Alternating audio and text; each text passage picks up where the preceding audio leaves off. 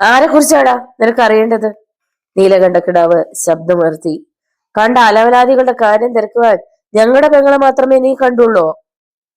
ഈശ്വരർ അതിന് ഉത്തരം പറയാതെ നീലകണ്ഠന്റെയും ഗണേശന്റെയും മുഖങ്ങളിലേക്ക് മാറി മാറി നോക്കി. പിന്നെ സംയമനം കൈവിടാതെ പറഞ്ഞു, അർഹതപ്പെട്ടവരോട് തന്നെയാണ് ഞാൻ ചോദിച്ചത്. അല്ലെങ്കിൽ ഈ കിടക്കുന്ന നിങ്ങളുടെ പെങ്ങൾ പറയട്ടെ അല്ലെന്ന്. നീലകണ്ഠനും ഗണേശനും മുഖാമുഖം നോക്കി. കാര്യങ്ങളൊക്കെ അവർക്കും അറിവുള്ളതാണല്ലോ. അവരുടെ മൗനം ഈശ്വരന് ഔഷധമായി. അവൻ ഒന്നുകൂടി നിവർന്നു നിന്നു. എന്താ, നിങ്ങളുടെ നാവിറങ്ങിപ്പോയോ? അനാവശ്യം പറയുന്നോടാ റാസ്കൽ. ഗണേശൻ മുന്നോട്ട് കുതിച്ചു. നിനക്ക് അനാവശ്യമായിരുന്നുവെങ്കിൽ നിന്റെ പെങ്ങൾക്ക് അത് ആവശ്യമായിരുന്നടാ. ഈശ്വറും വിട്ടില്ല. ഗണേശൻ അവന്റെ ഷർട്ടിൽ കുത്തിപ്പിടിച്ചു. ഈശ്വരന്റെ മുഖം മുറുകി. കൈയെടുക്കടാ, ഇല്ലെങ്കിലോ? കിടാവല്ല, ഏത് കോപ്പനായാലും അടിച്ച് കരണം പോയിക്കും ഞാൻ. ഈശ്വർ കൈ നീട്ടി. ദാ നോക്ക്, സ്റ്റിയറിംഗ് പിടിച്ച് തഴമ്പിച്ച കൈയാണിത്. ഒന്നങ്ങോട്ട് ഇട്ട് തന്ന കിടാവിനെ പിന്നെ ഒന്നിനും കൊള്ളില്ല. ഗണേശന്റെ ഉള്ളൊന്ന് കിടുങ്ങി. നീലകണ്ഠൻ അപകടം മനസ്സിലാക്കി ഗണേശനെ വിലക്കി. വേണ്ടടാ, വിട്, ഇവനെയൊക്കെ തൊട്ട കൈ നാറും. ഗണേശൻ പിടിവിട്ടു. നാറുന്നത് എന്നെ തൊട്ടാലല്ല, നിന്റെയൊക്കെ കുടുംബ പാരമ്പര്യം പരിശോധിക്കുമ്പോഴാ. അടിച്ചു തള്ളിക്കാരി മുതൽ അങ്ങാടിയിലെ തെരുവ് പെണ്ണുകൾക്ക് വരെ പറയാനുണ്ടാവും നിന്റെയൊക്കെ ഗുണവധികാരങ്ങൾ. എന്നെ കൊണ്ട് വെറുതെ എണ്ണിക്കല്ലേ. കിടാക്കന്മാർ വിളറി നിന്നു. അപ്പോഴാണ് ബാത്റൂമിന്റെ വാതിലിൽ തട്ടിയുള്ള വിളി കേട്ടത്. മോഹിനി, ആരാടി വാതിൽ പുറത്തു നിന്ന് അടച്ചത്? ഗണേശൻ ചെന്ന് ലോക്കെടുത്തു. രാജേശ്വരി പുറത്തെത്തി. അവിടെ എന്തോ കശപിശം നടന്നുവെന്ന് ഉറപ്പായി. നിന്നെ ഇവക്ക് കൂട്ടിയിരുത്തിയത് ഇതിനാണോടി? നീലകണ്ഠന്റെ കോപം മുഴുവൻ അവളോടായി. നിങ്ങൾ രണ്ടുപേർ പുറത്തിരുന്നിട്ട് എന്തായി? ഉത്തരം പറയാതെ ഇരുവരും അവളെ തുറച്ചു നോക്കി. മോഹിനി കണ്ണുകൾ പൂട്ടിക്കിടക്കുകയായിരുന്നു. എന്നിട്ടും കണ്ണീർ തുള്ളികൾ അടർന്നു വീണു. ചുണ്ടുകൾ വിതുമ്പി. എന്തൊക്കെയോ വിളിച്ചു പറയാനുണ്ട് ആ ചുണ്ടുകൾക്കെന്ന് അവർക്ക് തോന്നി. എന്തിനാടി മൂങ്ങുന്നത്? നിന്റെ ആരാണ്ട് ചത്തുപോയോ? രാജേശ്വരി കോപം അവളോട് തീർത്തു. ആർക്കറിയാം? മോഹിനി പെറുപിറുത്തു. ഈശ്വർ ഒന്ന് ഞെട്ടി. അറിയാതെയെങ്കിലും അവൾ പറഞ്ഞത് അവന്റെ മനസ്സിൽ പുളഞ്ഞിറുകയായിരുന്നു. ഇനി അവിടെ നിൽക്കുന്നതിൽ അർത്ഥമില്ലെന്ന് മനസ്സിലാക്കി അവൻ തിരിഞ്ഞു. നീലകണ്ഠ കിടാവിന്റെ അടുത്തേക്ക് നീങ്ങി. ആ കണ്ണുകളിലേക്ക് ദൃഷ്ടികൾ ഉറപ്പിച്ചുകൊണ്ട് പറഞ്ഞു, നോക്ക്, എന്റെ അനുജന് എന്തെങ്കിലും സംഭവിച്ചിട്ടുണ്ടെങ്കിൽ ചെങ്ങാട്ട് തറവാട്ടിൽ അനന്തരാശികളിൽ ഒരു കുഞ്ഞു പോലും ബാക്കി കാണില്ല. എല്ലാത്തിനെയും വലിച്ച് പുറത്തിട്ട് കത്തിക്കും ഞാൻ, ഓർത്തോ. വെട്ടിത്തിരിഞ്ഞ് കനത്ത കാലുകളോടെ അവൻ പോയി. ഇവനെ വിട്ടാ പറ്റില്ല ചേട്ടാ. ഗണേശൻ നീലകണ്ഠനെ നോക്കി. വിഷപ്പാമ്പുകളെ കാണുമ്പോൾ തന്നെ കൊന്നൊടുക്കണം. അവയെ വളരാൻ അനുവദിച്ച വിഷം മുറ്റും. അത് പിന്നെ ജോലിഭാരം കൂട്ടും. നമ്മൾ നേരിട്ട് പോകണ്ട. നീ ആ ഫോൺ ഇങ്ങോട്ട് എടുത്ത് വീട്ടിലേക്ക് വിളിച്ചതാ. ഗണേശൻ മൊബൈൽ ഫോൺ എടുത്തു. വീട്ടിലെ നമ്പറുകളിൽ കുത്തി. അപ്പോൾ രണ്ടാം നിലയിലേക്ക് ഇറങ്ങുന്ന കോണിപ്പടികൾക്ക് അരികിൽ എത്തിക്കഴിഞ്ഞിരുന്നു ഈശ്വർ. എതിരെ വന്ന സിസ്റ്റർ അവനെ കണ്ടു നിന്നു. നല്ലയാളാ, രണ്ടുപേരെ ഇവിടെ കൊണ്ടുവന്നിട്ടിട്ട് പോയതല്ലേ? അവൻ ചുളിഞ്ഞ നെറ്റിയോടെ അവളെ നോക്കി. പെൺകുട്ടിക്ക് ബോധം വീണു എന്ന് പറഞ്ഞ് തന്നെ ഇന്റൻസീവ് കെയർ യൂണിറ്റിലേക്ക് കൊണ്ടുപോയ നേഴ്സാണിതെന്ന് ഓർത്തു. അങ്ങനെ അവരെ ഇവിടെ കൊണ്ടുവന്നതിന്റെ നന്ദി ആ പെണ്ണിന്റെ നാവിൽ നിന്ന് തന്നെ ഞാൻ കേട്ടപ്പോ താനും ഉണ്ടായിരുന്നില്ലേ കൂടെ? നിറഞ്ഞ വെറുപ്പായിരുന്നു ഈശോയുടെ ശബ്ദത്തിൽ. നേഴ്സ് ചിരിച്ചു. ഒക്കെ ശരി തന്നെ. അതിനുശേഷം ആ കുട്ടിക്ക് എന്തുമാത്രം വിഷമം ഉണ്ടായിന്നറിയാമോ? താങ്കൾ ഒന്ന് കാണണമെന്ന് എന്നോട് എത്ര വട്ടം പറഞ്ഞെന്നോ. പക്ഷെ ഞാൻ എവിടെ വന്ന ആളിനെ കാണാനാ? മണ്ണുകുളിഞ്ഞി ലക്ഷ്മീട് കോളേജിലാണ് വീടെന്നറിയാം. എന്നാലും ഇത്രയും ദൂരം ഞാൻ. ആ തള്ള ചാകുമോ? രക്ഷപ്പെടുമോ? അസഹ്യതയോടെ അവൻ തിരക്കി. രക്ഷപ്പെടും. ശരി, അപ്പൊ ഞാൻ പോട്ടെ. ആ കുട്ടിയെ കാണാതെയോ? തൽക്കാലം എനിക്കതിന് താല്പര്യമില്ലെന്ന് അതിനോട് പറഞ്ഞേരെ. അവൻ 2 പടികൾ ഇറങ്ങി. ഈശ്വർ പ്ലീസ്, നേഴ്സ് കെഞ്ചി. അവൻ നിന്നു, തിരിഞ്ഞു നോക്കി. ഒരുപക്ഷെ താങ്കൾക്ക് അവളെ രക്ഷിക്കാൻ കഴിഞ്ഞു എന്ന് വരികയുള്ളൂ. ഏത് നിമിഷവും അവൾ മരണപ്പെട്ടേക്കാം. ഈശ്വർ തിരിച്ചു വന്നു. സിസ്റ്റർ പറയുന്നത് ആക്സിഡന്റിൽ ആ കുട്ടിക്ക് അത്രമാത്രം പരിക്ക് പറ്റിയിരുന്നു? അതല്ല, ഇന്ന് പകൽ നേരത്ത് പോലും അവൾക്ക് നേരെ ഒരു വധശ്രമം ഉണ്ടായി. കിടുങ്ങിപ്പോയി ഈശ്വർ. എന്നിട്ട് ഇടനാഴിയിലൂടെ വന്നവർ ഈശ്വരെയും നഴ്സിനെയും തുറച്ചു നോക്കി. കുറെ നേരമായി അവരങ്ങനെ സംസാരിച്ചുകൊണ്ട് നിൽക്കുന്നത് കണ്ടിട്ടാവും. അവൾ പറഞ്ഞു, കഷ്ടിച്ച് രക്ഷപ്പെട്ടു എന്ന് പറഞ്ഞാൽ മതിയല്ലോ. തലനാരിഴയുടെ വ്യത്യാസത്തിലായിരുന്നു ആ രക്ഷപ്പെടൽ. ഈശ്വർ അവളെ തന്നെ നോക്കി നിന്നു. പോലീസ് വിവരം അറിയിച്ചില്ലേ? വേണ്ടി വന്നില്ല. അപ്പോഴേക്കും ആക്സിഡന്റിനെ കുറിച്ച് തിരക്കാൻ അവർ ഇങ്ങോട്ട് വന്നു. അവരോട് ഈ കാര്യം അറിയിച്ചു. ആ കുട്ടി പോലീസ് പ്രൊട്ടക്ഷൻ ആവശ്യപ്പെടുകയും ചെയ്തതാണ്. എന്നിട്ട് എന്നിട്ടെന്താ, ശ്രദ്ധിക്കുക എന്ന് പറഞ്ഞ് അവർ പോയി. അത്രമാത്രം. ഈശ്വർ ഒരു മാത്രം മൗനമായി നിന്നു. പിന്നെ തിരക്കി. ആരാണ് തന്നെ കൊല്ലാൻ വന്നതെന്ന് ആ കുട്ടി പറഞ്ഞോ? ഇല്ല. കരച്ചിൽ നിർത്തിയിട്ട് വേണ്ടേ പറയാൻ. ആ ഷോക്കിൽ നിന്ന് ഇനിയും അവൾ മുക്തയായിട്ടില്ല. ഈശ്വറിന് വല്ലായ്മ തോന്നി. മരണത്തിൽ നിന്ന് രക്ഷിക്കാനായി താൻ അവളെ ഇങ്ങോട്ട് കൊണ്ടുവന്നത് വീണ്ടും മരണത്തിന്റെ വായിലേക്ക് എറിഞ്ഞു കൊടുക്കാനാണോ? നേഴ്സ് തുടർന്നു. എനിക്ക് തോന്നുന്നത് അവളെ രക്ഷിക്കാൻ ഈശ്വറിന് മാത്രമേ കഴിയൂ എന്നാണ്. ആ കുട്ടിയും അങ്ങനെ തന്നെ വിശ്വസിക്കുന്നു. അവൻ അമർത്തിയൊന്നു മൂളി. ഏത് മുറിയിലാണ് അവൾ? വരൂ, കാണിച്ചു തരാം. അവൾക്ക് പിന്നാലെ നടക്കുമ്പോൾ അവൻ തിരക്കി. പകൽ നടന്നുവെന്ന് പറയുന്ന ആ മർഡർ അറ്റംപ്റ്റ് എങ്ങനെയായിരുന്നു? ഉച്ചയ്ക്ക് ഇഞ്ചക്ഷൻ കൊടുക്കാനായിട്ടാണ് ഞാൻ അവിടേക്ക് ചെന്നത്. അപ്പോ വാതിലടച്ച് പുറത്തൊരാൾ കാവൽക്കാരനെ പോലെ നിൽക്കുന്നു. ഞാൻ ചെന്നിട്ടും അയാൾ മാറിയില്ല. എനിക്കെന്തോ സംശയം തോന്നി. ഞാൻ ബഹളം വെച്ചപ്പോ അയാൾ എന്നെ ആക്രമിക്കാൻ വന്നു. അപ്പോഴേക്കും അറ്റൻഡന്മാരും മറ്റും വന്നു. അയാൾ ഓടിക്കളഞ്ഞു. ഞങ്ങൾ വാതിൽ തള്ളി തുറന്നപ്പോ ഒരാൾ തലയണ കൊണ്ട് ആ കുട്ടിയുടെ മുഖത്ത് അമർത്തി പിടിക്കുകയാണ്. ആ സംഭവം അപ്പോഴും കാണും പോലെയായിരുന്നു നേഴ്സിന്റെ ശബ്ദം.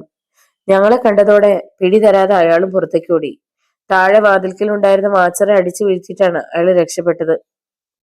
ആ രണ്ട് സ്ത്രീകളെ ചുറ്റിപ്പറ്റി ഒരുപാട് രഹസ്യങ്ങളുണ്ടെന്ന് ഈശ്വറിന് തോന്നി. നേഴ്സ് ഒരു വാതിൽക്കൽ നിന്നു. പിന്നെ അതിൽ തട്ടി. വാതിൽ തുറക്കപ്പെട്ടു. അകത്തും ഒരു നേഴ്സ് ഉണ്ടായിരുന്നു. ആ സംഭവത്തിന് ശേഷം ഡോക്ടർ ഏർപ്പാട് ചെയ്തതാണത്.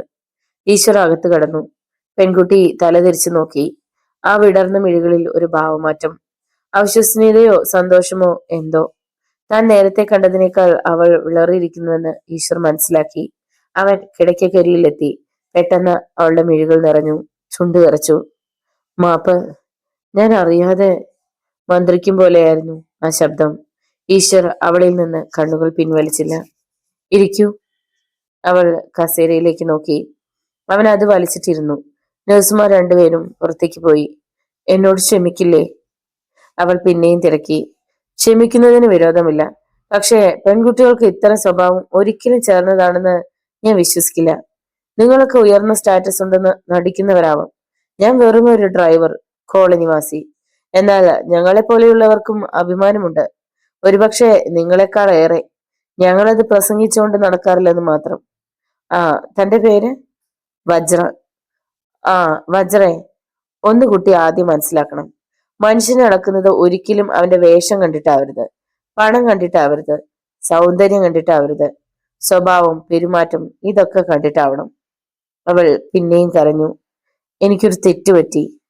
It's all right. തനിക്ക് പശ്ചാത്താപം ഉണ്ടായല്ലോ, അത് തന്നെ ഏറ്റവും വലിയ കാര്യം. ഇനി പറയൂ, ഞാൻ എന്ത് ചെയ്യണം? എന്നെയും അമ്മയും രക്ഷിക്കണം, അവൾ പെട്ടെന്ന് പറഞ്ഞു. പക്ഷേ എനിക്കിവിടെ കാവലിരിക്കാനൊന്നും കഴിയില്ല. വണ്ടി ഓടിയില്ലെങ്കിൽ വീട്ടിൽ അത്താഴത്തിന് അരി കാണില്ല. ഇന്നലെ തന്നെ എന്റെ കൂട്ടുകാരെ CC അടയ്ക്കാൻ വെച്ചിരുന്ന കാശ ഇവിടെ ചെലവാക്കിയത്. അക്കാര്യത്തിൽ ഈശ്വർ വിഷമിക്കണ്ട. നിങ്ങൾ വിചാരിക്കുന്നതിലും കൂടുതൽ ഞാൻ തരും. വണ്ടിയിൽ പോകാതെ ഇവിടെ ഇരുന്നാൽ വണ്ടി ഓടുന്ന കൂലി തന്നെ തരാം. അങ്ങനെ ഒരുത്തിരി ഔദാര്യം എനിക്ക് വേണ്ട. അത് താൻ വീട്ടിൽ കൊണ്ടുപോയി പുഴുങ്ങി തന്നു. പിന്നെ ചെലവിന്റെ കണക്കൊക്കെ ഞാൻ സൂക്ഷിച്ചിട്ടുണ്ട്. അത് കിട്ടണം താനും. കണ്ണീരിനിടയിലും അവൾ പുഞ്ചിരിച്ചു. ഇങ്ങനെ കാര്യങ്ങൾ വെട്ടി തുറന്ന് പറയുന്ന ഒരാളെ ആദ്യം കാണുകയാണ് ഞാൻ. സന്തോഷം. ഇപ്പോ ഇനിയുള്ള ആശുപത്രി ചെലവിന് പണം തൽക്കാലം താങ്കൾ തന്നെ എടുക്കേണ്ടി വരും. ഈശ്വരുടെ കണ്ണ് തള്ളിപ്പോയി. അതുകൊണ്ട് അവൾ പറഞ്ഞു, പേടിക്കണ്ട, കണക്ക് സൂക്ഷിച്ചോളൂ. ഈശ്വർ മൂളിക മാത്രം ചെയ്തു. അല്പം കഴിഞ്ഞ് അവൻ എണീറ്റു. ഞാൻ വേണ്ട ക്രമീകരണങ്ങൾ ചെയ്യാം. പുറത്ത് നഴ്സുമാർ ഉണ്ടായിരുന്നു. ഞാനൊന്ന് ഫോൺ ചെയ്യാൻ പോവുകയാ എന്ന് പറഞ്ഞ് അവൻ പോയി. മരക്കാർ മൂഴി കവലയിലുള്ള ഒരു കടയിലേക്ക് അവൻ ഫോൺ ചെയ്തു. ചില നിർദ്ദേശങ്ങൾ നൽകി. രാത്രി ആശുപത്രിയിൽ വജ്രയുടെ കാവലിനായി 4 പേർ വരണമെന്ന് നിർദ്ദേശിച്ചു. 1 മണിക്കൂറിനുള്ളിൽ 4 ഡ്രൈവർമാർ എത്തി. ഞാൻ രാവിലെ വരാം വജ്രേ, ഒട്ടും ഭയക്കണ്ട. അവൾ തലകുലുക്കി. വാതിൽക്കൽ എത്തിയിട്ട് അവൻ തിരിച്ചു വന്നു. ആട്ടെ, നിന്റെ പിന്നാലെ ഇങ്ങനെ നടക്കുന്നവരെ കുറിച്ച് നിനക്ക് എന്തെങ്കിലും സൂചന ഉണ്ടോ? ഇല്ല. എന്നാ പിന്നെ ഗുഡ് നൈറ്റ്. അവൻ ജീപ്പിൽ എത്തുമ്പോൾ പാപ്പി ഇരുന്ന് ഉറങ്ങുകയാണ്. എടാ, തട്ടി വിളിച്ചപ്പോൾ അവൻ ഉണർന്നു. പോകാം. ഹാ. ഈശ്വർ ജീപ്പിൽ കയറിയത് അപ്പോൾ തന്നെ ഒരാൾ ഫോണിലൂടെ എവിടെയോ അറിയിച്ചു കഴിഞ്ഞിരുന്നു. ജാതിത്തോട്ടത്തിൽ 2 തീക്കണ്ണുകൾ തെളിഞ്ഞു. അലറി തിമിർത്തുകൊണ്ട് ഒരു ടെമ്പോ വാൻ മുന്നോട്ട് കുതിച്ചു. അതിൽ സർവ്വവിധ സന്നാഹങ്ങളോടും കൂടി അവർ ഉണ്ടായിരുന്നു. ഈശ്വര, ഈ രാത്രി തന്നെ അവസാനിപ്പിക്കാൻ അഡ്വാൻസ് വാങ്ങിയവർ. വളവുകളിൽ മുരൾച്ചയോടെ വെട്ടിത്തിരിഞ്ഞ് ഹെഡ്ലൈറ്റുകളിൽ അഗ്നി എരിയിച്ചുകൊണ്ട് മുന്നോട്ട് അലറിപ്പായുകയാണ് ആ ടെമ്പോ വാൻ. മുന്നിലെത്തുന്ന എന്തിനേയും തകർത്തെറിയുവാനുള്ള ആവേശം ആ വാനിനും ഉണ്ടെന്ന് തോന്നുമായിരുന്നു. അതിനുള്ളിൽ ഇരുന്നവരുടെ മനസ്സിൽ അപ്പോൾ ഒരേ ഒരു മുഖം മാത്രമേ ഉണ്ടായിരുന്നുള്ളൂ, ഈശ്വറിന്റെ മുഖം. ഇതൊന്നും അറിയാതെ മൊബൈൽ പാപ്പിയും ഒന്നിച്ച് കോളനിയിലേക്ക് ജീപ്പിൽ വരികയായിരുന്നു അപ്പോൾ ഈശ്വറും. യാത്രക്കിടയിൽ ഇരുവരും അധികം സംസാരിച്ചില്ല. പാപ്പി എന്തൊക്കെയോ ചോദിച്ചെങ്കിലും ഒന്നോ രണ്ടോ വാക്കുകളിൽ ഈശ്വർ മറുപടി ഒതുക്കി. അതുകൊണ്ട് തന്നെ പാപ്പിയും പിന്നീട് മൗനം പാലിച്ചു. ഈശ്വരുടെ മനസ്സിൽ നിറഞ്ഞു നിന്നിരുന്നത് മുഖം വ്യക്തമാകാത്ത ആ കൊലയാളികളായിരുന്നു. നിഴൽ പോലെ വജ്രയെ പിന്തുടരുന്ന കൊലയാളികൾ. ആദ്യം ഒരു ആക്സിഡന്റ് രൂപത്തിൽ, പിന്നെ ഇപ്പോ നേരിട്ട്. അതിനിടയിൽ തനിക്ക് നേരെയും വധശ്രമം. വജ്രയെയും മറ്റു സഹായിക്കുന്നവരെ പോലും ബാക്കി വെക്കണ്ട എന്നതായിരിക്കും അവരുടെ തീരുമാനം. ഇതൊന്നുമല്ലെങ്കിൽ തനിക്ക് അറിവുള്ള, തന്റെ മുന്നിൽ പ്രത്യക്ഷപ്പെടാൻ കഴിയാത്ത ആരോ ആണ് ഇതിനു പിന്നിൽ. ഈശ്വർ ഒരു സിഗരറ്റ് ചുണ്ടുകൾക്കിടയിൽ തിരുകി തീ പകർന്നു. ഏതായാലും ഒരു കാര്യം അവൻ തീരുമാനിച്ചു കഴിഞ്ഞിരുന്നു. നിഴലിന് പിന്നിൽ നിന്ന് കളിക്കുന്ന ആ തേർഡ് റേറ്റ് ബാസ്റ്റാർഡുകളെ താൻ കണ്ടെത്തുക തന്നെ ചെയ്യും. MLA ദേവദാസ് സാറിന്റെ പിന്തുണ ഇക്കാര്യത്തിൽ തനിക്കുണ്ടാവും എന്നതിൽ തർക്കമില്ല. ഇനി കോളനിയിൽ എത്തുവാൻ ഏകദേശം 5 കിലോമീറ്ററോളം വരും. മൊബൈൽ പാപ്പി വീണ്ടും ഉറങ്ങാൻ തുടങ്ങി കഴിഞ്ഞിരുന്നു. ഈശ്വർ സിഗരറ്റ് തൊണ്ട് വലിച്ചെറിഞ്ഞിട്ട് ആക്സിലേറ്ററിൽ കാൽ ഒന്നുകൂടി അമർത്തി. അതിരാവിലെ ഹോസ്പിറ്റലിൽ എത്തി തന്റെ സുഹൃത്തുക്കളെ മടക്കി അയക്കണം. കുറച്ചുറങ്ങിയേ പറ്റൂ. ഈയിടെ ഉറക്കം തീരെ ശരിയാകുന്നില്ല. പുതുജീവൻ വെച്ചതുപോലെ കുതുക്കിയായിരുന്നു ജീപ്പ്. ഏകദേശം 5 മിനിറ്റ് കഴിഞ്ഞു കാണും. പെട്ടെന്ന് ഈശ്വരുടെ കാൽ ബ്രേക്കിൽ ആഞ്ഞമർന്നു. വല്ലാത്തൊരു ശബ്ദത്തോടെ പിന്നിലെ ടയറുകൾ തറയിൽ ഉരഞ്ഞു കത്തിയതിന്റെ ഗന്ധം പരന്നു. ഉറക്കത്തിൽ തന്നെ മുന്നോട്ടാഞ്ഞ മൊബൈൽ പാപ്പിയുടെ മുഖം ഗ്ലാസിൽ ചെന്നിടിച്ചു. പിന്നെയും അവൻ സീറ്റിലേക്ക് തന്നെ വീണു. അയ്യോ, ഞാൻ ചത്തേ! വിലപിച്ചുകൊണ്ടാണ് പാപ്പി കണ്ണുകൾ തുറന്നത്. ഒരു ഭീകര സ്വപ്നത്തിൽ നിന്ന് മോചനം കിട്ടിയതുപോലെ അവൻ ചുറ്റും നോക്കി. ഒന്നും പിടികിട്ടിയില്ല. പാപ്പി ഈശ്വരുടെ മുഖത്തേക്ക് മുഖം തിരിച്ചു. എന്താ ആശാനെ? ഈശ്വർ പക്ഷെ അതിന് മറുപടി നൽകിയില്ല. അവന്റെ കണ്ണുകൾ മുന്നിലേക്ക് തറഞ്ഞത് മാതിരിയായിരുന്നു. അത് മനസ്സിലാക്കിയ പാപ്പിയും അങ്ങോട്ട് തിരിഞ്ഞു. ഇപ്പോഴാണ് വാസ്തവത്തിൽ അവൻ തൊട്ടു മുമ്പിൽ റോഡിൽ വിലങ്ങനെ നിൽക്കുന്ന ടെമ്പോവാൻ കണ്ടത്. പാപ്പിയുടെ നെറ്റി ചുളിഞ്ഞു. ഈശ്വർ ആക്സിലേറ്ററിൽ കാലമർത്തി എഞ്ചിൻ മുരളിച്ചു. എന്നാൽ ടെമ്പോവാനിൽ നിന്ന് ആരും ഇറങ്ങിയില്ല. അതിനുള്ളിൽ ആരുമില്ലെന്ന് തോന്നി. കഴിവേറുടെ മോന്മാര് വണ്ടി വഴിക്ക് നടുവിലിട്ടിട്ട് അമ്മയെ കെട്ടിക്കാൻ പോയതാണോ? പാപ്പി ശബ്ദമുയർത്തി. പക്ഷെ ഈശ്വരന് അങ്ങനെ തോന്നിയില്ല. കാരണം ആ വാൻ അവിടെ നിർത്തിയിട്ട് അധിക നേരമായിട്ടില്ലെന്ന് അവന്റെ മനസ്സ് പിറുപിറുത്തു. എന്തെന്നാൽ നേരത്തെ വാഹനം അവിടെ ഉണ്ടായിരുന്നെങ്കിൽ റോഡ് ബ്ലോക്കായി 1-2 വണ്ടികളെങ്കിലും അവിടെ കണ്ടേനെ. ഇതങ്ങനെയല്ല. പൊടുന്നനെയാണ് പാപ്പി റോഡിലേക്ക് കൈ ചൂണ്ടിയത്. അത് കണ്ടോ ആശാനെ? ഈശ്വർ അങ്ങോട്ട് നോക്കി. വാനിന് തെല്ലകലെ മാറി ഒരാൾ കമിഴ്ന്നു കിടക്കുന്നു. ആക്സിഡന്റ് ആണെന്ന് ഉറപ്പായി. വണ്ടി ഇടിച്ച് ആള് ചത്തുപോയി എന്ന് മനസ്സിലാക്കിയപ്പോ അതിലുണ്ടായിരുന്നവർ ഇറങ്ങി ഓടിപ്പോയതാണെന്ന് വ്യക്തം. ഇറങ്ങി നോക്കാമടാ എന്ന് പറഞ്ഞിട്ട് ഈശ്വർ ജീപ്പിൽ നിന്നിറങ്ങി. തൊട്ടു പിന്നാലെ പാപ്പിയും. ഈശ്വർ ജീപ്പിന്റെ ഹെഡ്ലൈറ്റുകൾ അണച്ചിരുന്നില്ല.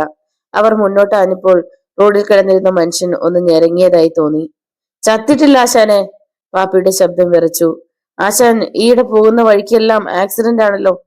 ജീപ്പിന്റെ വെളിച്ചത്തിൽ ആ കാഴ്ച വളരെ വ്യക്തമായിരുന്നു.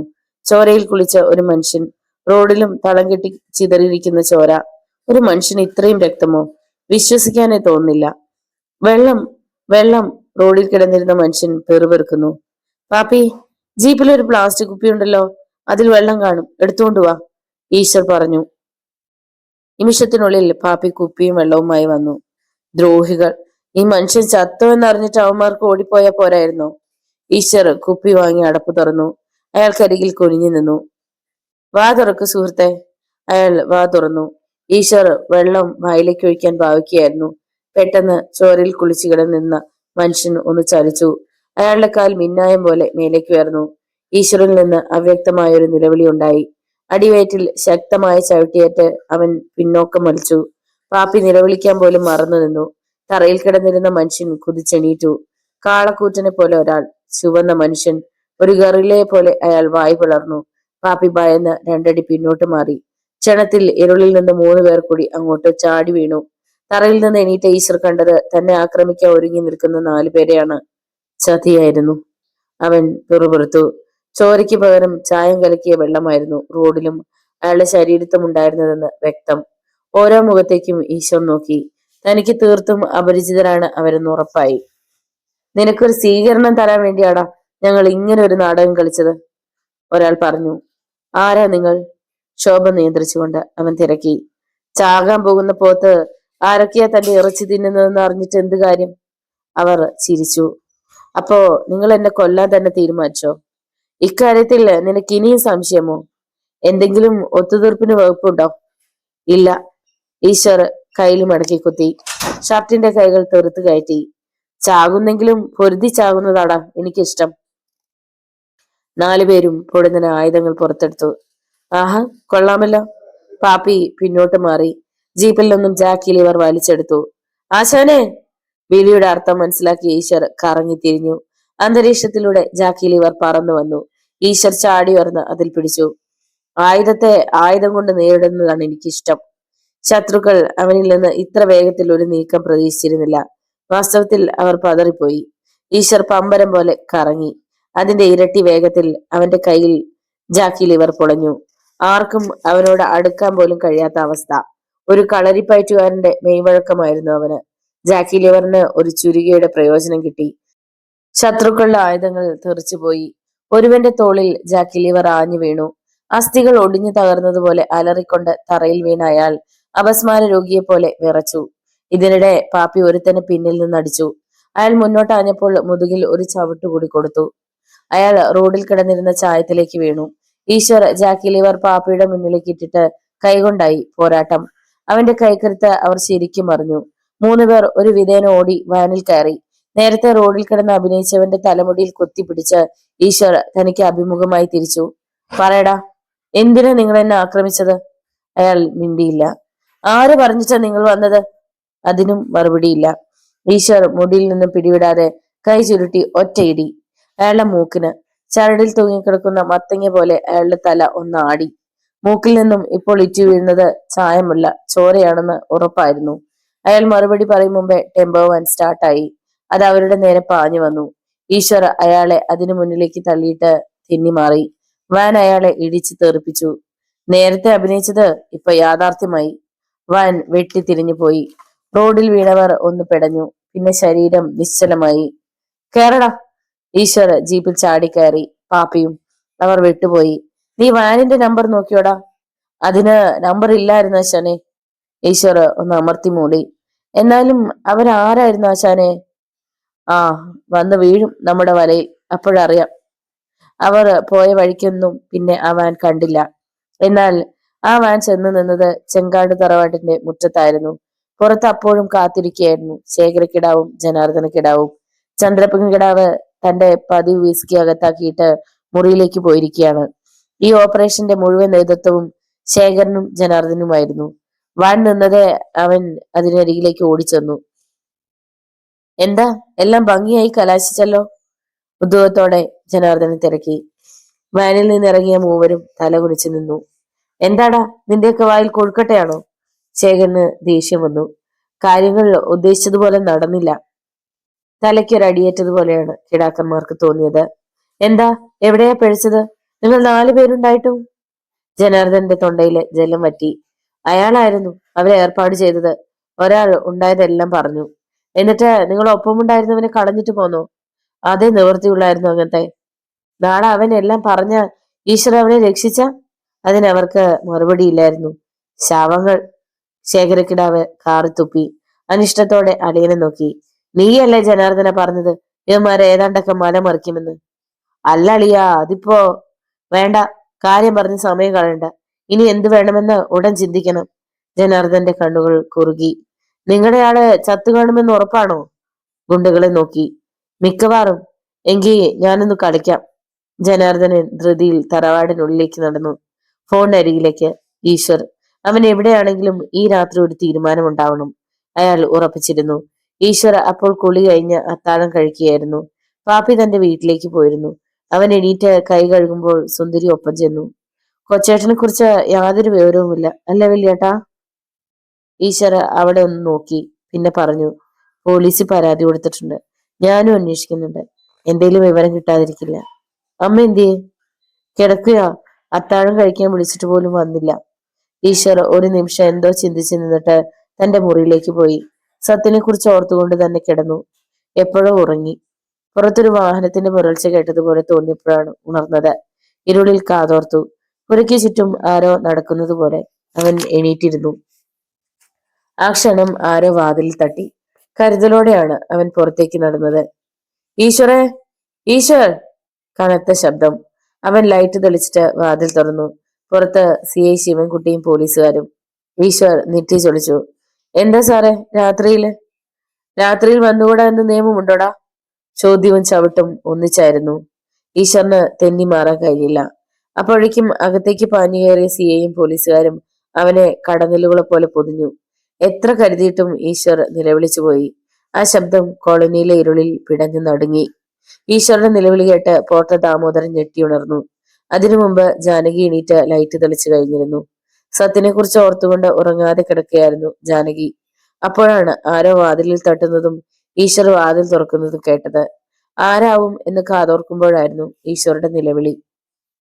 ദാമോദരനും ജാനകിയും മോനെ എന്ന വിലാപത്തോടെ പുറത്തേക്ക് പാഞ്ഞു. സുന്ദരിയും അപ്പോഴേക്കും വാതിൽക്കൽ എത്തിയിരുന്നു. മുന്നിലെ ദൃശ്യം ഏവരെയും നടുക്കുന്നതായിരുന്നു. ഒരു സംഘം പോലീസുകാർക്ക് നടുവിൽ ഈശ്വർ. തറയിൽ കിടക്കുകയാണ് അവൻ. ഒന്ന് അനങ്ങാൻ പോലും കഴിയാത്ത വിധത്തിൽ അവനെ ചുറ്റും നിന്ന് ആക്രമിക്കുകയാണ് അവർ. മോനെ! പോർട്ടർ ദാമോദരൻ മുന്നോട്ട് കുതിച്ചു. പോലീസുകാരെ തള്ളി മാറ്റുവാൻ ഒരു ശ്രമം നടത്തി നോക്കി. കഴിഞ്ഞില്ല. അങ്ങോട്ട് മാറടാ റാസ്കൽ! ഒരു പോലീസുകാരൻ തിരിഞ്ഞ് ദാമോദരന്റെ കഴുത്തിൽ കുത്തിപ്പിടിച്ച് തള്ളി. ഭിത്തിയിൽ ചെന്നിടിച്ച് ദാമോദരൻ വീണു. ജാനകി പകച്ചു. ഭർത്താവിനെ നോക്കണോ, മകനെ രക്ഷിക്കണോ? അവനും സുന്ദരിയും ഉറക്കെ ഉറക്കെ നിലവിളിച്ചു. മണ്ണംകുളഞ്ഞി കോളനി ഉണരുകയായിരുന്നു. അങ്ങിങ്ങ് ലൈറ്റുകൾ തെളിഞ്ഞു. നിലവിളി കേൾക്കുന്നത് എവിടെ നിന്നാണ് അറിഞ്ഞില്ലെങ്കിലും അവർ പുറത്തേക്ക് ഇറങ്ങി. പിന്നെ ഈശ്വരന്റെ വീട്ടിൽ നിന്നാണെന്ന് അറിഞ്ഞപ്പോ അങ്ങോട്ട് കുതിച്ചു. റോഡിൽ പോലീസ് ജീപ്പ് കിടക്കുന്നത് കണ്ടപ്പോ ആരും പറയാതെ തന്നെ ചിത്രം വ്യക്തമായി. പോർട്ടർ ദാമോദരന്റെ മുറ്റത്തേക്ക് ആളുകൾ ഇരച്ചു കയറി. ഏത് പോലീസാണേലും ഇറങ്ങടാ പുല്ലന്മാരെ ഇങ്ങോട്ട്! തോമസ് കുട്ടി വിളിച്ചു പറഞ്ഞു. ജനം അത് ഏറ്റുപിടിച്ചു. അല്ലെങ്കിൽ നിന്നെയെല്ലാം ജീപ്പിലിട്ട് കത്തിക്കും ഞങ്ങൾ. പക്ഷേ ഇത്തവണ CI ശിവൻകുട്ടി നല്ല കരുതലിലായിരുന്നു. റിവോൾവറും കയ്യിൽ പിടിച്ചുകൊണ്ടാണ് ഈശ്വരുടെ അരികിൽ നിന്ന് വാതിൽക്കിലേക്ക് വന്നത്. നോക്ക്, ഞങ്ങളുടെ ജോലിക്ക് വിഘ്നമുണ്ടാക്കിയ അതാരായാലും എനിക്ക് അവരോട് കടുത്ത നിലപാട് തന്നെ എടുക്കേണ്ടി വരും. ജനം മുഖാമുഖം നോക്കി. അപ്പോഴേക്കും കൈകൾ പിന്നോട്ട് തിരിച്ച് വിലങ്ങണിയിച്ച നിലയിൽ പോലീസുകാർ ഈശ്വരെ ഇറക്കിക്കൊണ്ടുവന്നു. ഒരു കൊല ചെയ്തതിന് ഇവനെ ഞങ്ങൾ അറസ്റ്റ് ചെയ്തിരിക്കുന്നത്. അതിന് ഇവനെ സഹായിച്ചവർ ആരായാലും മുന്നോട്ട് വന്ന് ഞങ്ങൾ തടഞ്ഞോളൂ. അത് കേട്ടതോടെ ജനം ഒരടി പിന്നോട്ട് മാറി. പോലീസ് സ്റ്റേഷനിൽ കയറുന്നതിനോട് ആർക്കും വലിയ താല്പര്യമില്ല. ഞാൻ ആരെയും കൊന്നിട്ടില്ല, ഈശ്വർ വിളിച്ചു പറഞ്ഞു. ഫാ കഴിവയുടെ മോനെ, മിണ്ടി പോകരുത്. കൊന്നെന്ന് നിന്നെ കൊണ്ട് തന്നെ ഞങ്ങൾ സമ്മതിപ്പിക്കാമടാ. സ്റ്റേഷനിലോട്ട് ചെല്ലട്ടെ. ശിവൻകുട്ടി കൈ ചുരുട്ടി അവന്റെ മുഖമടച്ച് ഒന്ന് കൊടുത്തു. നേരത്തെ ഒരിക്കൽ ഈ കോളനിയിൽ നിന്ന് ഇവന്റെ മുന്നിൽ പരാജയം സമ്മതിച്ച് മടങ്ങേണ്ടി വന്നതിനെ കുറിച്ചാണ് അപ്പോൾ അയാൾ ഓർത്തത്. ദാമോദരനും ജാനകിയും സുന്ദരിയും നിലവിളിച്ചുകൊണ്ട് പോലീസുകാരുടെ പിന്നാലെ ചെന്നു. കൃഷ്ണമാഷ് അവരെ ആശ്വസിപ്പിച്ചു. നമുക്ക് MLA വിവരം അറിയിക്കാം. പോലീസുകാർ ഈശ്വര ജീപ്പിലേക്ക് തള്ളിക്കയറ്റി. CIയും കയറി. ഇരുളിന്റെ മാറി വിടർന്ന് അത് പാഞ്ഞുപോയി. Police station. ഈശ്വര ജീപ്പിൽ നിന്ന് ഇറക്കിയതോടെ ഒരു പോലീസുകാരൻ പിന്നിൽ നിന്ന് കഴുത്തിനടിച്ചു. അവ മുന്നോട്ട് വേയിച്ചു. കൈകൾ പിന്നിലേക്ക് കെട്ടിയിരിക്കുന്നതിനാൽ ബാലൻസ് ശരിക്ക് കിട്ടിയതുമില്ല. കൊണ്ടുവാ ഇവനകത്തേക്ക് പറഞ്ഞിട്ട് CI കയറിപ്പോയി. പോലീസുകാർ ഈശ്വരെ അകത്തേക്ക് എത്തിച്ചു. അപ്പോൾ തന്റെ വാച്ചും തൊപ്പിയും മേശപ്പുറത്ത് വെച്ചിട്ട് വലതുമുഷ്ടിയിൽ ഇടതു കൈകൊണ്ട് പതിയെ തടവിക്കൊണ്ട് നിൽക്കുകയായിരുന്നു CI ശിവൻകുട്ടി. വിലം കഴിക്കാതെ തന്നെ പോലീസുകാർ ഈശ്വറിനെ ലോക്കപ്പിലേക്ക് തള്ളി. ശിവൻകുട്ടി പിന്നാലെ അകത്തേക്ക് കയറി. കാൽ കൊണ്ട് തട്ടി വാതിലടച്ചു. പോലീസുകാർ നോക്കി നിന്നു. നീ വലിയ ഗുണ്ടയാ അല്ലടാ? പുല്ലുപോലെ കൊലപാതകങ്ങൾ നടത്താനും നിനക്ക് മടിയില്ല അല്ലേ? ഈശ്വര CIയുടെ കണ്ണുകളിലേക്ക് തറച്ചു നോക്കി. എന്താടാ, നീ നോക്കി പേടിപ്പിക്കുകയാണോ? സർ, ഞാൻ ആരെയും കൊന്നിട്ടില്ല, അവൻ പറഞ്ഞു. ഇല്ലേ? പിടിച്ച് നീ ഒരാളെ കൊന്നില്ലടാ. എല്ലാത്തിന്റെയും സാക്ഷികളും തെളിവുകളും ഉണ്ട് എനിക്ക്. ഇല്ല സർ, നിങ്ങൾക്ക് എനിക്കെതിരെ യാതൊരു തെളിവ് നിരത്താനാവില്ല. ഞാൻ ചെയ്യാത്തത് എങ്ങനെ എന്റെ പേരിലാവും? ശിവൻകുട്ടി ഉദ്ദേശിക്കുന്നത് തന്നെ ആക്രമിച്ചവർ ടെമ്പോ വാൻ കൊണ്ട് ഇടിച്ചു വീഴ്ത്തിയ മനുഷ്യന്റെ കാര്യമാവുമെന്ന് അറിഞ്ഞുകൊണ്ട് തന്നെയാണ് അവൻ അങ്ങനെ സംസാരിച്ചത്. എന്നാൽ പറഞ്ഞു നിർത്തും മുമ്പ് ശിവൻകുട്ടിയുടെ ചുരുട്ടിയ കൈത്തലം അവന്റെ നെഞ്ചിൽ ആഞ്ഞു വീണു. കേസ് തെളിയിക്കാൻ എന്നെ ഒരുത്തനും പഠിപ്പിക്കേണ്ട പട്ടി. ഈശ്വരന് ശ്വാസം വിലങ്ങിയതുപോലെ തോന്നി. ഏത് പൊന്നുമോനും ഈ ശിവൻകുട്ടിയുടെ മുന്നിൽ മണിമണിയായി സത്യം പറയുമടാ. പിന്നെയും മുഷ്ടി ചീറി വന്നു. ഈശ്വരുടെ നെഞ്ച് ചതഞ്ഞു. അസഹ്യമായ വേദനയിൽ അവൻ ഭിത്തിയിലേക്ക് ചാരി. അതിനിടെ പറഞ്ഞു, ഇനി എന്നെ തല്ലരുത് സർ. തല്ലിയ നീ എന്നെ അങ്ങ് മൂക്കി കയറ്റി കളയുമോടാ. സിയയുടെ കാൽമുട്ട് മേലേക്ക് ഉയർന്നു. അടിവേർ പിളരുന്ന വേദനയോടെ ഈശ്വർ ഭിത്തിയിലുരഞ്ഞ് താഴേക്ക് ഊർന്നു. ശിവൻകുട്ടി ഷൂസിട്ട കാൽ കൊണ്ട് അവനെ ചവിട്ടി ഞെരിച്ചു. പല്ലുകൾ കടിച്ചു പിടിച്ചു. സഹിക്കുകയാണ് ഈശ്വർ. അതിനിടെ ചതഞ്ഞറിഞ്ഞ വാക്കുകൾ പുറത്തു ചാടി. താൻ ആണാണെങ്കി എന്റെ ഈ വിലങ്ങൊന്ന് അഴിച്ചിട്ട് തല്ലടാ. ശിവൻകുട്ടി ചിരിച്ചു. പോടാ. പ്രതികളുടെ സൗകര്യാർത്ഥമല്ല പോലീസ് അവരോട് പെരുമാറുന്നത്. ഒറ്റ ചവിട്ടുകൂടി. ഈശ്വരുടെ കണ്ണുകൾ പിന്നോട്ട് മറിഞ്ഞു. ആയാസപ്പെട്ട് അവൻ തുറക്കാൻ ശ്രമിച്ചെങ്കിലും കഴിഞ്ഞില്ല. പോക്കറ്റിൽ നിന്ന് കർച്ചീഫ് വലിച്ചെടുത്ത് മുഖത്തെ വിയർപ്പ് തുടച്ചുകൊണ്ടാണ് അയാൾ ലോക്കപ്പിൽ നിന്ന് ഇറങ്ങിയത്. തന്റെ സീറ്റിലിരുന്നു. പറയാതെ തന്നെ ഹെഡ് കോൺസ്റ്റബിൾ ഒരു കുപ്പി വെള്ളം കൊണ്ടുവന്ന് മേശപ്പുറത്ത് വെച്ചു. അയാൾ അതെടുത്ത് 2-3 കവിൾ കുടിച്ചു. അല്പം കഴിഞ്ഞപ്പോൾ ഫോൺ ശബ്ദിച്ചു. കാലുകൾ ഉയർത്തി മേശപ്പുറത്ത് വെച്ചുകൊണ്ടാണ് അയാൾ റിസീവർ എടുത്തത്.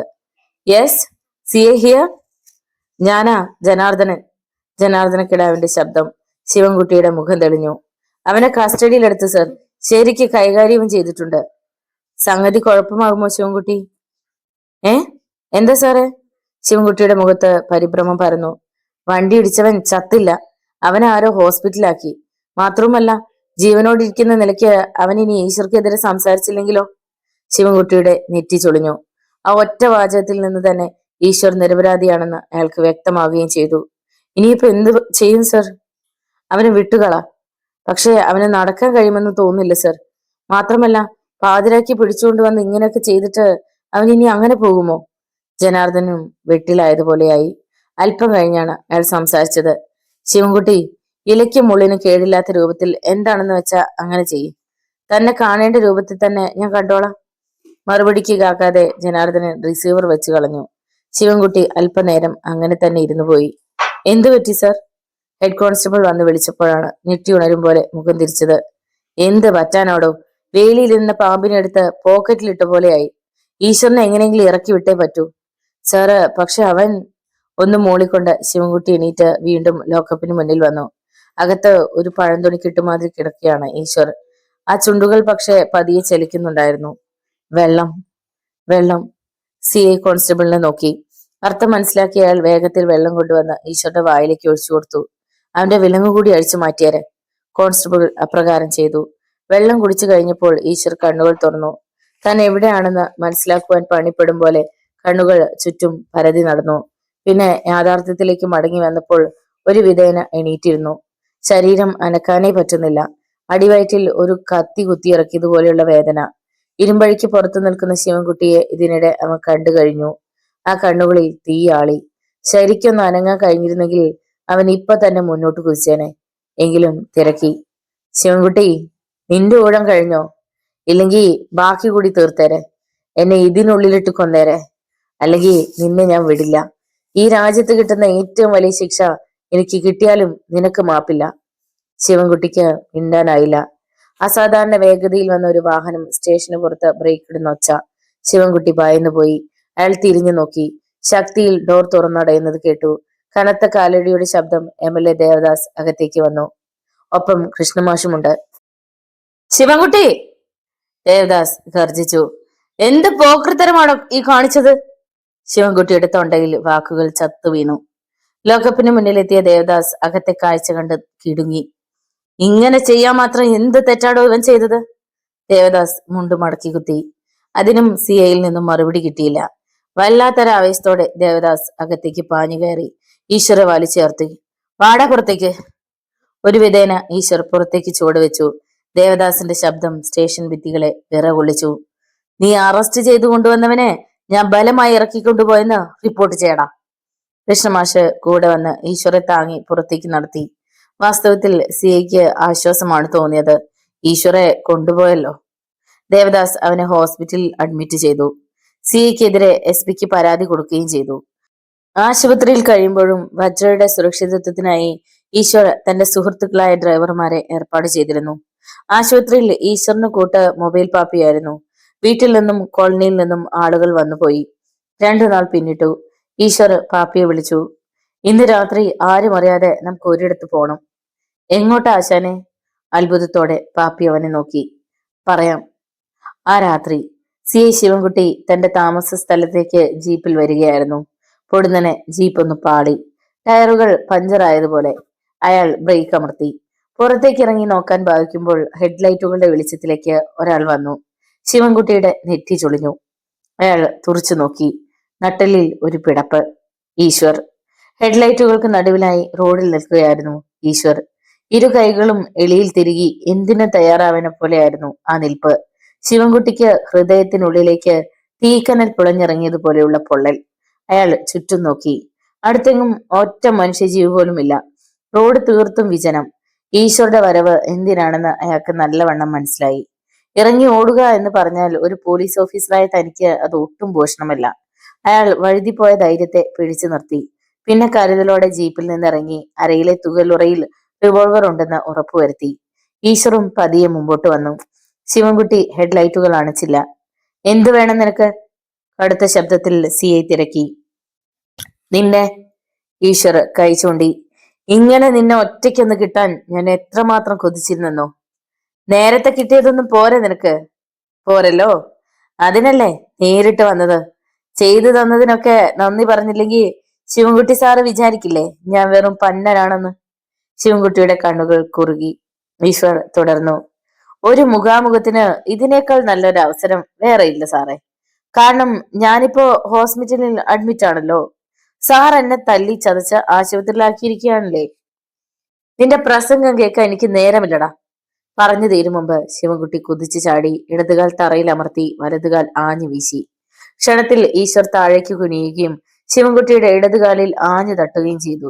ശിവൻകുട്ടി കമിഴ്ന്നടിച്ച് താഴെ വീണു. ഈശ്വർ അയാളുടെ പുറത്ത് ആഞ്ഞാഞ്ഞു ചവിട്ടി. നായിന്റെ മോനെ, നീ ലോക്കപ്പിൽ വെച്ച് എന്നെ കുറെ കൊല്ലാക്കൊല്ല ചെയ്തതല്ലേടാ. അവിടെ കിടന്നുകൊണ്ട് തന്നെ ശിവൻകുട്ടി ഈശ്വരുടെ അടിവയറ്റിൽ ആഞ്ഞു ചവിട്ടി. അവനും താഴെ വീണു. തറയിൽ കിടന്ന് 2 വന്യമൃഗങ്ങളെ പോലെ അവർ പൊരുതി. പരസ്പരം കീഴടക്കാനുള്ള ആവേശം. ഈശ്വരുടെ ശരീരത്തിലെ അമർന്നു തുടങ്ങിയിരുന്ന വേദന പിന്നെയും കൂടി തുടങ്ങിയിരുന്നു.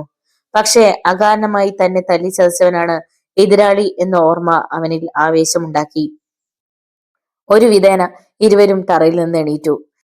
ശിവൻകുട്ടിയുടെ ചുരുട്ടിയ കൈത്തലം നെഞ്ചിൽ കൂടം പോലെ ആഞ്ഞു വീണപ്പോൾ പതിഞ്ഞൊരു നിലവിളി ഈശ്വറിൽ നിന്ന് ഉയർന്നു. തന്റെ ശ്വാസം നിലച്ചു പോകുന്നത് പോലെയാണ് അവന് തോന്നിയത്. ഈശ്വർ പതറിയ നിമിഷത്തിൽ ശിവൻകുട്ടി ആഞ്ഞടിച്ചു. എതിർക്കാനുള്ള നേരം പോലും അവന് കിട്ടിയില്ല. താൻ ഇവിടെ അമ്മയെ പരാജയപ്പെടാൻ പോവുകയാണെന്ന് ഈശ്വറിന് ഉറപ്പായി. ഹോസ്പിറ്റലിൽ കഴിയുന്ന താൻ അവിടെ നിന്നിറങ്ങി ഇവിടെ വന്ന് CA കൊല്ലാൻ ശ്രമിച്ചതിന് തന്റെ പേരിൽ പുതിയൊരു കേസ് കൂടി ഉണ്ടാകും താനും. ഈശ്വർ അവസാന ശ്രമം എന്ന വണ്ണം ഒന്ന് പിടഞ്ഞുണർന്നു. പിന്നെ ശിവൻകുട്ടി ഒരിക്കലും പ്രതീക്ഷിക്കാത്ത ഒന്നാണ് നടന്നത്. പകുതി കുനിഞ്ഞ ഈശ്വർ അയാളുടെ അടിവയറ്റിൽ തല കൊണ്ടിടിച്ച് പിന്നോട്ട് തള്ളിക്കൊണ്ടുപോയി. ശിവൻകുട്ടിക്ക് ബാലൻസ് നഷ്ടമായി. അവൻ അയാളെ ജീപ്പിന്റെ ബോണറ്റിലേക്ക് തള്ളി അമർത്തി. പിന്നെ ഒരു കാട്ടുപോത്തിന്റെ കരുത്ത് കരങ്ങളിലേക്ക് ആവാഹിച്ചു. ചുരുട്ടിയ കരങ്ങൾ മിന്നൽ പിണരുകളായി സിയുടെ വയറ്റിൽ ആഞ്ഞാഞ്ഞിടിച്ചിറങ്ങി. നിലവിളിച്ചു പോയി ശിവൻകുട്ടി. അയാൾക്ക് പ്രതിരോധിക്കാനായില്ല. ഇടയ്ക്ക് നിലവിളി മുറിഞ്ഞു. ശിവൻകുട്ടിയുടെ തുറന്ന വായ് അങ്ങനെ തന്നെ ഇരുന്നു. അതുവഴി എന്തോ ദ്രാവകം പുറത്തേക്കൊഴുകി. ജീപ്പിന്റെ ഹെഡ്ലൈറ്റുകളുടെ വെളിച്ചത്തിൽ ഈശ്വർ സൂക്ഷിച്ചു നോക്കി. ചോര. എടാ. കത്തുന്ന തീപ്പന്തമായി ഈശ്വരുടെ നാവിൻ തുമ്പിൽ നിന്ന് വാക്കുകൾ അടർന്നു. കാക്കിയുടെ പിൻബലമുണ്ടെന്ന് കരുതി ആരെയും എന്ത് ചെയ്തു കളയ എന്നുള്ള നിന്റെയൊക്കെ അമ്മായിയമ്മയുടെ അവിടുത്തെ ഒരു വിശ്വാസമുണ്ടല്ലോ, അതിനുള്ള മറുപടിയാണിത്. മുന്നിലെത്തുന്ന ആൾ അപരാധിയോ നിരപരാധിയോ എന്ന് നോക്കാതെ തന്തയ്ക്ക് പറക്കാത്ത ചിലരുടെ സമ്മർദ്ദങ്ങൾക്ക് വഴങ്ങി ഒരു കൊടിച്ചിപ്പട്ടിയെ പോലെ എച്ചിൽ തിന്ന് നടക്കുന്ന നിനക്കൊക്കെ ഇടയ്ക്കിടെ ഇങ്ങനെ ചിലത് കിട്ടിയാലേ സുബോധമുണ്ടാവൂ. ഈശ്വർ പ്ലീസ്, ഒരു വിധേന ശിവൻകുട്ടി പറഞ്ഞൊപ്പിച്ചു. ഈശ്വർ അയാളുടെ കണ്ണുകളിലേക്ക് നോക്കി. ഇനി എന്നെ തല്ലരുത്. ഈശ്വർ ജീപ്പിന്റെ ബമ്പറിലേക്ക് കാലുയർത്തി വെച്ചു. പറയടാ, ഇനി ആരെങ്കിലും പറഞ്ഞെന്ന് വെച്ച് നീ എന്നെ ഉപദ്രവിക്കുമോ? ഇല്ല. വിശ്വസിക്കാമോ എനിക്ക്? വിശ്വസിക്കാം. ശരി, പിന്നെ ഒരു കാര്യം. നിന്നെ ഞാൻ തല്ലി ചതച്ചെന്ന് ആരെങ്കിലും അറിഞ്ഞ അതിന്റെ നാണക്കേട് എനിക്കല്ല, നിനക്കാണ്. മനസ്സിലായോ? മനസ്സിലായി. ഈ പ്രശ്നത്തിന് നീ എന്റെ പേരിൽ കേസ് എടുക്കുമോ? ഇല്ല. ശരി, എങ്കിൽ പൊയ്ക്കോ. നമ്മൾ മാത്രം ഇതറിഞ്ഞാ മതി. ശിവൻകുട്ടി മിണ്ടിയില്ല. ഈശ്വരുടെ കണ്ണുകൾ അയാളുടെ റിവോൾവറിൽ പതിഞ്ഞു. എനിക്ക് പോലീസുകാരെ തീരെ വിശ്വാസമില്ല കേട്ടോ. അതുകൊണ്ട് ഈശ്വർ റിവോൾവർ വലിച്ചെടുത്തു. അതിന്റെ ബുള്ളറ്റുകൾ പുറത്തെടുത്ത് ശിവൻകുട്ടിയുടെ കീശയിലേക്ക് ഇട്ടു കൊടുത്തു. റിവോൾവർ ഉറയിൽ തിരുകി. എന്നാ പോട്ടെ സാറേ. വിനയം ഭാവിച്ച് അത്രയും പറഞ്ഞിട്ട് ഈശ്വർ ഇരുളിൽ മറഞ്ഞു. താനിപ്പോ തളർന്നു വീഴുമെന്ന് തോന്നി ശിവൻകുട്ടിക്ക്. കാലിൽ എന്തോ തടഞ്ഞു. ഹെഡ്ലൈറ്റുകളുടെ വെളിച്ചത്തിൽ അയാൾ ഒരു തിളക്കം കണ്ടു. സൂക്ഷിച്ചു നോക്കി. അള്ള്. വേച്ച് വേച്ച് അയാൾ ജീപ്പിലേക്ക് കയറി. പഞ്ചറായ ടയറുകളുമായി പോകുന്നത് എങ്ങനെ? ജീപ്പിൽ നിന്ന് മൊബൈൽ ഫോൺ എടുത്തു. സ്റ്റേഷനിലേക്ക് വിളിച്ചു. മറ്റൊരു ജീപ്പ് കൊണ്ടുവരാൻ ഏർപ്പാട് ചെയ്തു. അപ്പോഴും മറ്റുള്ളവരോട് തനിക്ക് എന്താണ് പറ്റിയതെന്ന് പറയും എന്നതായിരുന്നു അയാളുടെ ആശങ്ക. ഇരുളിലൂടെ ആശുപത്രിയിലേക്ക് മടങ്ങുമ്പോൾ മൊബൈൽ പാപ്പി ഈശ്വരോട് പറഞ്ഞു, കലക്കി ആശാനെ, ഇനി മേലിൽ ശിവൻകുട്ടി കളിക്കില്ല. ഈശ്വർ ഒന്ന് മൂളി. നല്ല ക്ഷീണമുണ്ടായിരുന്നു അവന്. എത്രയും വേഗം ആശുപത്രിയിൽ എത്തണം. ദിവസങ്ങൾ കൊഴിഞ്ഞു. ഈശ്വറെ ആശുപത്രിയിൽ നിന്നും ഡിസ്ചാർജ് ചെയ്തു. അവൻ വണ്ണംകുളഞ്ഞി ലക്ഷ്മീട് കോളനിയിൽ മടങ്ങിയെത്തി. MLA ദേവദാസും ചന്ദ്രപ്പൻകിടാവും പണം കൊടുത്തതിനനുസരിച്ച് അവിടെ നഷ്ടപ്പെട്ട വീടുകൾക്ക് പകരം പുതിയ വീടുകൾ ഉണ്ടാക്കി കഴിഞ്ഞിരുന്നു. പഴയ സമാധാനം കോളനിയിൽ തിരികെ കിട്ടി. ആശുപത്രിയിൽ നിന്നും വന്നതിന്റെ പിറ്റേ ദിവസം തന്നെ ഈശ്വർ ജീപ്പ് എടുത്തു. കുറച്ചു ദിവസം വിശ്രമിച്ചിട്ട് പോയാ പോരെ മോനെ? ജാനകി മകന്റെ അരികിലെത്തി. പോരാ. അത്രയും പറഞ്ഞ് അവൻ ജീപ്പ് വിട്ടു. നേരെ വജ്രയെ കിടത്തിയിരുന്ന ആശുപത്രിയിലേക്കാണ് പോയത്. അവളുടെ അമ്മ വസുന്ധരയും സുഖം പ്രാപിച്ചു കഴിഞ്ഞിരുന്നു. 1-2 നാളുകൾക്കുള്ളിൽ ഡിസ്ചാർജ് ചെയ്യും. ഈശ്വരെ കണ്ടപ്പോൾ വജ്ര മനോഹരമായി ചിരിച്ചു. ആ കണ്ണുകളിൽ 1000 നക്ഷത്രങ്ങൾ തിളങ്ങുന്നത് പോലെയാണ് അവന് തോന്നിയത്. വസുന്ധര അവനെ ആദ്യം കാണുകയാണ്.